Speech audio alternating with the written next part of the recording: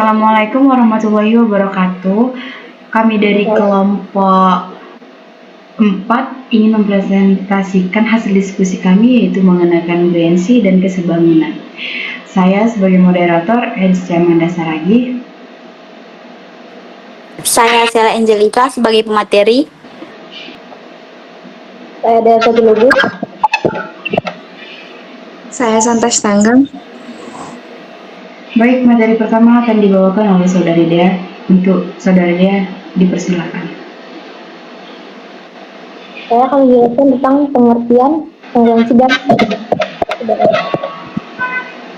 kongruensi merupakan keadaan di mana dua atau lebih hingga salah satunya dapat menutupi seluruh bangunan yang lain dengan ini berarti dua objek memiliki semua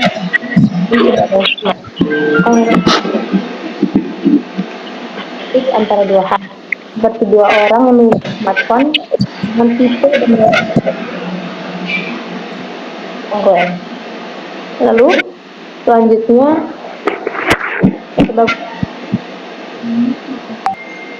bangun datar yang memiliki bentuk tapi ukurannya bisa berbeda. Hal ini terjadi jika sudut-sudut yang bersesuaian sama besar dan perbandingan panjang sisi yang sama bersesuaian sama. Kesebangunan adalah istilah yang digunakan bila dua objek tersebut memiliki proporsi yang mirip satu sama lain. Jika dua bangun memiliki bentuk yang sama dan ukuran yang berbeda, maka dapat dikatakan sebangun. Lalu selanjutnya, perbedaan kongruensi dan bangunan. Perbedaan utamanya adalah kongruensi berarti dua bangun memiliki bentuk dan ukuran yang sama. Sedangkan sebangun berarti dua bangun memiliki bentuk yang sama tetapi ukurannya bisa berbeda-beda, sisi dan proporsionalnya. Dua buah objek atau bangun dapat dikatakan kongruen kalau sisi-sisi yang bersesuaian memiliki panjang yang sama. Sedangkan objek atau bangun dikatakan sebangun jika sisi yang bersesuaian memiliki perbandingan yang sama besar. Dua bangun yang kongruen pasti sebangun, tetapi bangunan yang sebangun belum tentu kongruen. Selanjutnya saya kembalikan ke moderator. Baik, materi selanjutnya akan dibawakan oleh rekan saya. Dipersilakan. Baik, saya akan menjelaskan ciri-ciri kongruensi. Nah, yang pertama ada bentuk dan ukuran sama persis. Kedua bangunan dapat saling menutupi dengan sempurna jika tidak ditumpuk. Bangun datar atau bangun ruang dikatakan kongruen jika keduanya memiliki bentuk yang identik dan ukuran yang sama persis. Ini berarti jika satu bangunan diletakkan di atas bangunan yang lain atau ditumpuk, maka seluruh bagiannya akan berhimpit secara sempurna tanpa ada bagian yang tersisa atau menonjol. Nah, yang kedua ada sisi-sisi yang bersesuaian panjang dan yang kongruen. Setiap sisi dari bangun pertama harus memiliki pasangan sisi pada bangun kedua yang posisinya bersesuaian atau terletak pada posisi yang sama relatif terhadap sudut-sudutnya. Yang ketiga ada sudut-sudut yang bersesuaian besarnya harus sama persis. Sama seperti sisi, setiap sudut pada bangun pertama juga harus memiliki pasangan sudut atau bangun kedua yang posisinya bersesuaian. Besar atau ukuran dari setiap pasangan sudut yang bersesuaian ini haruslah sama. Yang selanjutnya ada ciri-ciri kesebangunan. Nah, yang pertama ada bentuk sama, ukuran bisa berbeda. Dua bangun terlihat mirip tetapi ukurannya berbeda seperti zoom in atau zoom out. Nah, dua bangun datar atau bangun ruang dikatakan sebangun jika keduanya memiliki bentuk yang identik namun ukurannya boleh berbeda. Konsep ini mirip dengan kita mengambil sebuah foto dan melakukan pembesaran dan pengecilan. Gambar yang dihasilkan memiliki proporsi yang sama persis dengan gambar aslinya, hanya skalanya yang berubah. Nah, yang kedua ada sisi-sisi bersesuaian atau perbandingan rasio harus sama besar. Pada dua bangun yang sebangun, panjang sisi-sisi yang bersesuaian tidak harus sama, kecuali jika mereka kongruen, yang merupakan kasus khusus kesebangunan. Tetapi perbandingannya rasio harus konstan. Jika Anda membagi panjang sisi pertama dari bangun A dengan panjang sisi bersesuaiannya pada bangun B, hasilnya harus sama dengan perbandingan pasangan sisi lainnya yang bersesuaian. Nah, yang ketiga ada sudut-sudut yang bersesuaian. Besarnya harus sama. Ini adalah ciri yang sama dengan kongruensi dan merupakan syarat fundamental agar bentuk kedua bangun tetap identik pada dua bangun yang sebangun. Besar dari setiap pasangan sudut yang bersesuaian haruslah sama persis. Jika sudut-sudutnya tidak sama besar, maka bentuk bangun akan berubah dan mereka tidak dapat disebut sebangun. Materi selanjutnya akan dijelaskan oleh teman saya. Baik, selanjutnya kita akan masuk ke dalam materi syarat-syarat kongruensi dan kesebangunan. Kongruensi dan kesebangunan itu keduanya mirip tetapi mempunyai perbedaan yang penting untuk kita ketahui. Yang pertama itu adalah syarat kongruensi atau kita bisa sebut dengan sama persis. Kongruensi itu merupakan dua bangun atau dua objek yang bentuk dan ukurannya itu sama. Bayangkan saja kita itu punya dua cetakan kue yang identik. Kalau kita tumpuk dua cetakan tersebut pasti akan saling menutupi dengan sempurna karena bentuknya dan ukurannya sama. Syarat dari kongruensi itu ada dua dan mutlak. Yang pertama, sudutnya itu harus sama besar. Semua sudut yang bersesuaian di kedua bangun itu harus punya ukuran yang sama. Lalu yang kedua adalah sisi sama panjang. Semua sisi yang bersesuaian juga harus punya panjang dan luas yang sama persis. Seperti pada slide PPT yang sudah kami cantumkan, ada segitiga PQR dan segitiga XYZ. Kalau kedua segitiga itu kongruen, berarti yang pertama, sudut dari P sama dengan sudut X dan sudut Q sama dengan Q sudut Y dan sudut R sama dengan sudut Z. Lalu sisi panjang yaitu sisi PQ sama dengan sisi XY, kemudian sisi panjang QR sama dengan YZ, dan PR sama dengan XY. Lalu yang kedua itu syarat kesebangunan atau bisa kita sebut dengan istilah sama bentuk tetapi beda ukuran. Slide selanjutnya.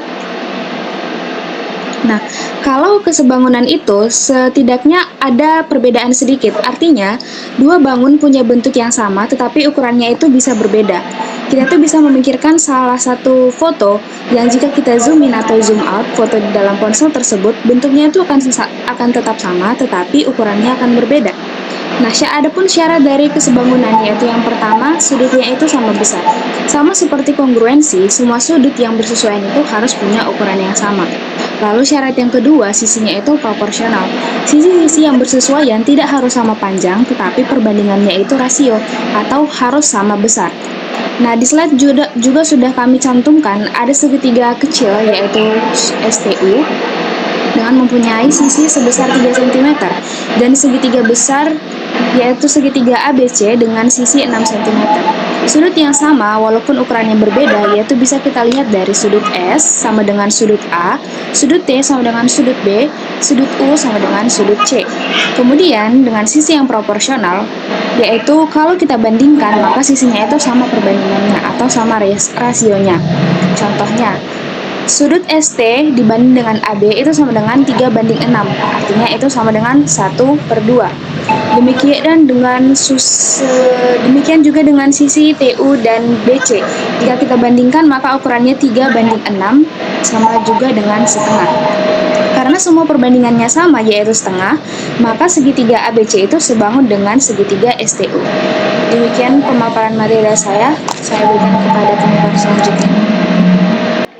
Baik, materi selanjutnya akan dibawakan oleh saya sendiri, yaitu kita masuk ke bagian contoh soal. Di sini ada 2 contoh soal kongruensi dan 2 contoh soal kesebangunan. Yang pertama ada contoh soal kongruensi. Contohnya tuh sebuah segitiga mempunyai panjang sisi 5 cm, 6 cm, dan 7 cm.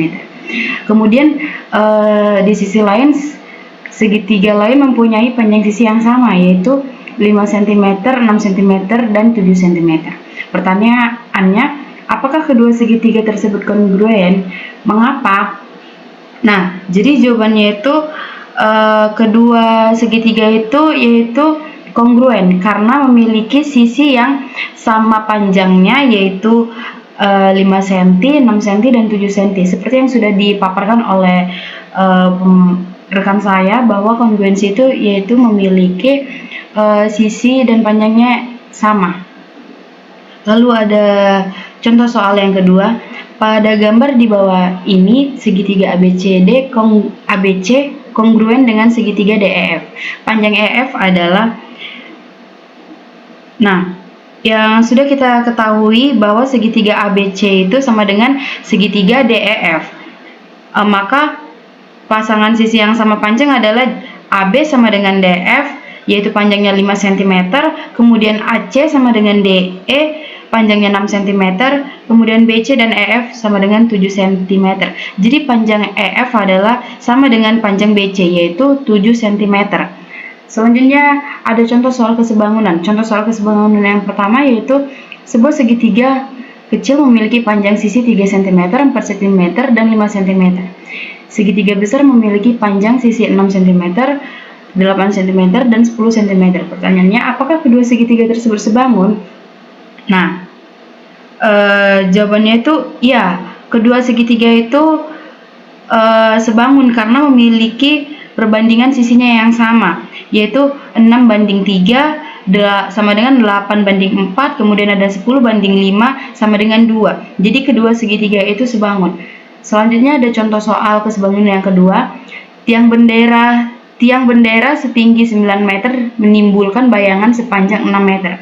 Pada saat yang sama, sebuah tongkat memiliki bayangan sepanjang 2 meter. Berapakah tinggi tongkat tersebut?